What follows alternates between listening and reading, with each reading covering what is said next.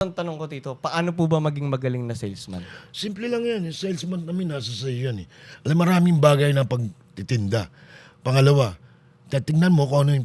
Kasi ang salesman, nasa produkto mo rin eh. Yung produkto mo, and at the same time, paano mo maibebenta itong produkto na ito. Itong produkto nito, kinakailangan mas magaling to sa mga kalabang ko. Pangalawa, minsan hindi rin produkto eh. Yung tinatawag na investment. Opo. Yung investment naman kasi, for everyday, kinakailangan familiarity, bridge of content. Kinakailangan puntahan mo yung doktor mo yan. Puntahan mo yung kliyente mo to. Sa araw-araw na pupuntahan mo yan, sa inis niyan, lagi ka nakikita, bibili yan. Trust me, I'm a doctor. And at the same time, hindi lang yan. Dahil pinupuntahan mo sila, yung sinasabi kong investment, ito minsan, tinatawag na galing sa'yo yan eh. Investment. Ikaw, kung nakikita mo yan, nakita mo yung ganyan. Buy something. Dunkin' Donut o coffee, something like that. Investment yan eh. Hindi ka naman tinatawag na labi ka or what. Naalala mo lang siya. Nakabili kang gano'n. Nakabili ako, hindi kita nakalimutan. Bigyan mo siya. Malaking bagay yan. Oo. Hindi ko naman siya tinatawag ng labi ka, nagsusul. Naalala mo lang siya. Number 1. Number 2. Number 3, tuturo ko sa'yo. Meron kang pinuntahang kliyente. Ang ganda ng hikaw niya. Babae siya. Appreciate mo kaagad yun. Yes. Ma'am, ang ganda ng hikaw mo. Jesus Christ. Alam mo, one thing. Pangalawa, naamoy mo siya. Ang bango mo, ma'am. Hindi ko maano ang bango-bango mo, ma'am. Alam mo, kahit umalis ako, nakita ko, naaalala kita, ma'am. Bakit magandang pabango? Pag ikaw lumabas, pag kayo lumabas, pabango ka, maglagay ka sa kamay. Kasi eventually ma'am, thank you very much for helping me. Kamayan mo yan. Dalaway mo, at least nakasikat yan. Pag alis mo, ang bango ni Bala. Di ba? Di ba? Maglilive ka ng mark. No? Exactly. Number 1 yan. May mga bagay-bagay na kanya, maliit lang, pero nakatatak dito yan. Ganun ang ba? Ganun sales. Nakakatuwa nga po no, na parang puro soft skills and palagayang loob at pakikipagkapwa yung style talaga sa sales. Totoo yan. Paglabas mo sa opisina, labas kayo. Tao lang tayo eh. You multiply friends, not enemies. Yeah. Di ba? Kinakailangan sa isang araw may dalawa kang kaibigan yan. Multiply friends, not enemies. Totoo yan dito. Ano naman po dito?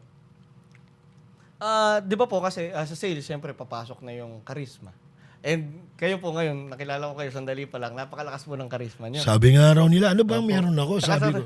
Kaso lang, si Tito Teteng po, 100,000 followers sa Facebook si Tito, kaya panigurado napakatindi ng charisma niyo. Paano po ba magkaroon ng charisma? Simple lang. Siguro, dapat low profile. Isa number 1 kayo, low profile. Then, follow yung sense of humor. Saka number 3, number first ko pala, totoong tao ka. Kinakailangan totoong tao ka. Pag ang makakausap mo nandyan lang, ganun ka lang. Huwag mong taasan yan. Daya nga sila nandyan eh. Para nandyan ka, mag-guide sa kanila. Pero nandyan na nga sila, tataasan mo pa. I-guide mo sila. Bigyan mo sila ng mga tip. Bigyan mo sila ng mga pagkakataon matupad ng pangarap nila. Kaya nandyan lang ako. Saka hindi lang ako nagtuturo. Ang ko, gusto ko umalis sila sa akin pag nagturo ako, naka-smile sila. You know what? Smiling make you smile. Ang hirap gawin niya, magpatawa ng tao. Saka ang hirap tumawa pag nakahiga na. Subukan mo. Di ba? Kinakailangan lang po. Alam mo, minsan hindi naman basta pinag-aaralan yung charisma eh. Nasa sayo yan eh. Yung na lang ng tao yan eh. Natutuwa nga ako, sabi nga nila sa akin, kahit yung mga... Kasi iba yung charisma mo, basta eh. Di ko nga malaman kung ano yung charisma eh. Si Charis lang ang kakilala ko eh. Wow! Hindi, charisma. Kung ikaw, kung ano ka dun sa tao. Tapos para kang magnet, ina-absorb mo sila. Tapos meron kang tinatawag na, ang alam ko may tinatawag kang na hinahanap nila sa isang tao na sometimes kasi meron dyan malungkot. You know what? Kapag ako nag-talk, alam mo, hindi mo mapiplease lahat yan eh. May mga taong nakasimangot dyan. Pero at the end of the day, may selfie sa akin yan. Sila pa mismo. Ito matawa yan. Kasi meron kang time na malungkot kay, pero meron akong tatamaan ka sa akin yung yung tinatawag na yung patawa kong to, tatamaan ka eh. Oh. Ganon yun eh. Hindi habang matatapos ang session ko, hindi ka nakatawa. Okay. Binigyan ka ng pagkakataon tumawa, ayaw mo pa tumawa. Ganon yun, walang bayad dyan. Smile. Smiling make you smile. Kaya make sure, i-exercise mo yung smile. Tumawa ka lang. Alam mo, pagtawa mo, di ba, kita mo, nawawala yan. Dahil mo pa nagpa-facial niya kung lagi ka nakatawa eh. Oh. Sa mga kilala ko pong mahilig tumawa, mabata sila tignan. Jesus Christ, parang sinabi mo, bata ako ha. Opo, so, I like this guy. totoo lang, Tito, napakalakas po ng... Salamat. Niyo po, opo, sa totoo. Salamat sa'yo. Parang Salamat. very in tune pa po Basta. kayo ngayon sa age niyo po. Opo. Tito, yun po, nabanggit niyo yung humor kanina sa Karisma. And si Valde po kasi, isa to sa source ng talagang tawa namin buong college life. Oo. Tapos ang alam ko rin po, yung buong pamilya niyo rin po, sobrang humorous. Yun naman po, paano naman po ba maging humorous? Saan niyo po ba nakuha yung humor niyo? Alam mo, simple lang yan. Kasi magulang ko ng araw, kahit wala kami, basta may mga time kami, kanya-kanyang biruan yan. O kasi, alam mo, magsisimula talaga yun dito sa inyo. Dito sa loob. Kung kami, very close kami. Saka kami, pag nagkainan, pag nag-anuan, kanya-kanyang punchline na yan. Patawanan o pag-anuan. Saka kinakailangan, kung gusto mong maging okay kayo, walang basagan ng trip. Kasi pag may basagan ng trip, pangit na yan, hindi na maganda. Kalabasan. Bawal pikon. Exactly. Kanya, kinakailangan niya kanya-kanyang style yan. May papatawan yung isa. Pak, hindi mo. Maala mo. Isunod mo yan. Magimbala mo sa susunod yan. Ganon kasi kami. Oo. Hindi kami lumaking mayaman. Andyan lang kami. Kaya andun siguro yun. Kasi kami nandito kami sa isang bahay. Kasi alam mo, pag maliit ang bahay mo, pag isakto yung bahay mo, nagkikita kayo lagi.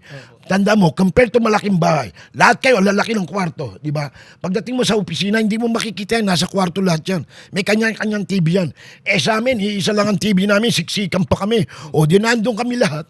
Bibig lang ng kropik dyan, bibili ka ng popcorn, di kanya-kanya na yan. Di ba? Ganun. Kaya may closeness. Oo. Kung tataka ka, bakit may mayayaman dyan? Hindi nyo alam. Andyan na pala sa taas yung anak mo. Hindi. Dito, pag kami. Wala pa si Alam mo, kasi isang pinto lang. Opo. Papasukan. Yung mayayaman, ang dami niyan. Di ba? Ang daming bahay na. Hindi ko naman kinukumpara yung Pero ganun sila namuhay. Respetuhin natin. Doon sila masaya Di ba?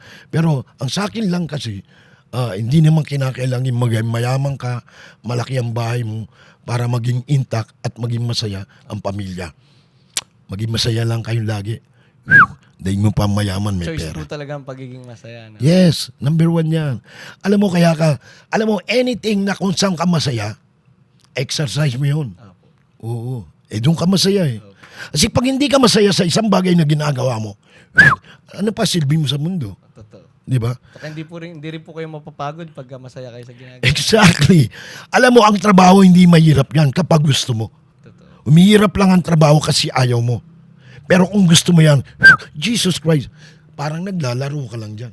Totoo nga po. Totoo. Ito nga po, nabanggit po ni Val na retired na kayo pero halos araw-araw pa rin po kayong nagtatrabaho as a consultant po sa BDO. Parang, bakit nga po ba dinedire-diretso nyo pa rin kahit pwede na kayo magpahinga? Siguro, nagtitiwala pa rin sa akin ng BDO. Andyan lang po ako sa BDO.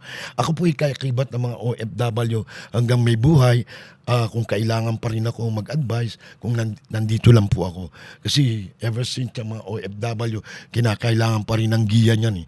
Kinakailangan pa rin ng mga payo niyan. Alam mo, ang bata, yung bata nga, pag sinabihan mo na sinabihan, hindi lalo na matanda. Kahit anong paya mo yan, hanggang hindi mo tinitorture yan. Eto ang gawin. Hindi maiisip niyan. Nakaapat ka ng salita. Pero at the end of the day, siguro sa dami mo nung, alam mo sa dami kong napakasarap po. Kadalasan dyan, yung mga seafarer, yung mga seaman. Alam mo, may rami ako nagtutok ako dyan. Alam mo sila, na-advise ko niya. Tapos yung mga after 2 years, 4 years, alam mo, yung mga seafarer na yan, nag-PPM sa akin yan, nakapollow sa akin. Boss Teteng, nakabili na akong 2 BIOS. Alam mo ba?